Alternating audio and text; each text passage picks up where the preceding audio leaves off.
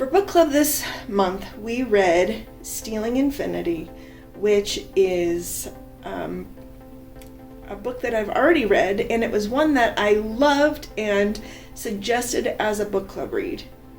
And reading it a second time, I didn't love it quite as much. I did really enjoy a lot of the premises. It was a little slow to get started.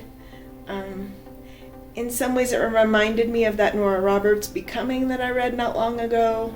It took a long time to get where it needed to go, and not a lot happened until the very end. That being said, I'm still going to probably reread the second book and read the third book because I liked it.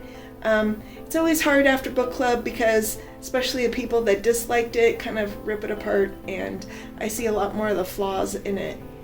I guess I just might recommend it if you like time travel and you're not worried about too many plot holes. Anyway, it was interesting to read again, knowing ahead of time where we were headed. So,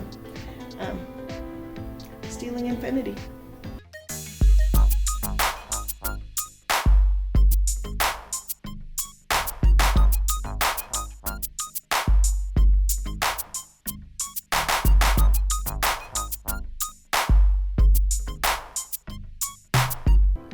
This week we finished up the Arduino projects. Here are the projects that we had. One student made a keyboard that would type text onto an LCD screen. You could type, backspace, and clear.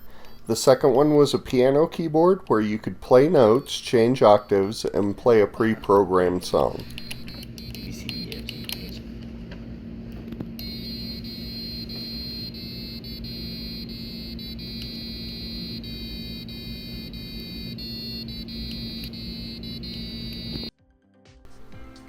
Then we had a self-driving car which would detect that it was about to hit an obstacle and back up and turn.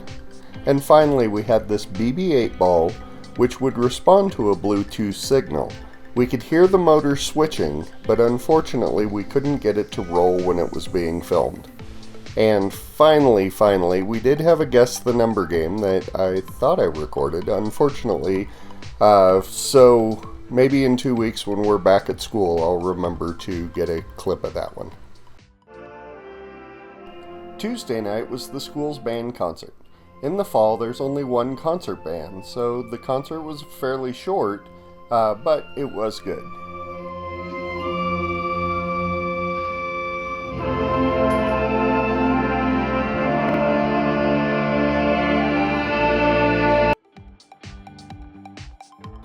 Wednesday night, I went to the flag football game. The team did really well, but unfortunately they lost in the end. There were a few things that were odd rule-wise, and sometimes the flagpoles were a little sneakier than, a pile of people. But over and all, it was enough like tackle that you could follow what was going on. And all in all, it was an enjoyable evening.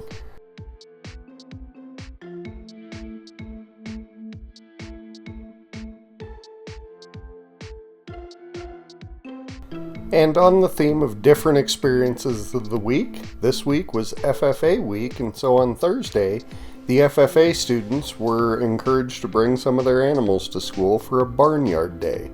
It's interesting to see how the city folk students interact with the farm lifestyle that they are literally surrounded by in a small town.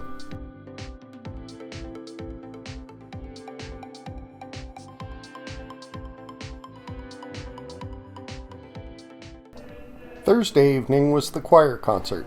It was great to hear the work that these students have already been putting in this year. I'm especially impressed with the progress made by the tenor bass choir. In the past few years, these students have really made great strides in their abilities as well as their confidence.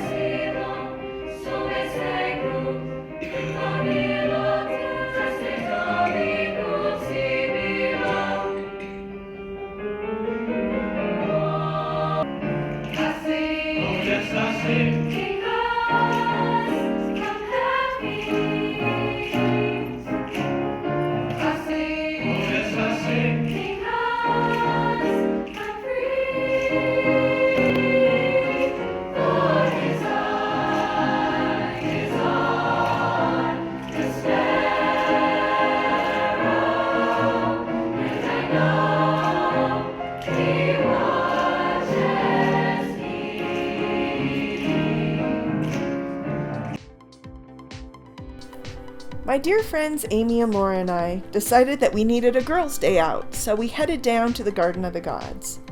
We enjoyed a short walk up to the Siamese twins. It was fun to talk and take pictures while catching up on life. We then headed to Old Colorado City to find a place to eat. We decided to try something new, pupusas.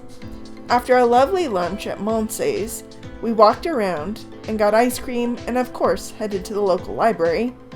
It was exactly the refreshing time we needed. And on Friday evening, on our way to our Bible study group, Melissa and I stopped off at Five Guys for a quick dinner date. So on Saturday, Melissa and I were a little conflicted. Here we are in the middle of October and it's 80 degrees out still, but it's fall. So Melissa decided to be a little defiant and make some chili and make it fall.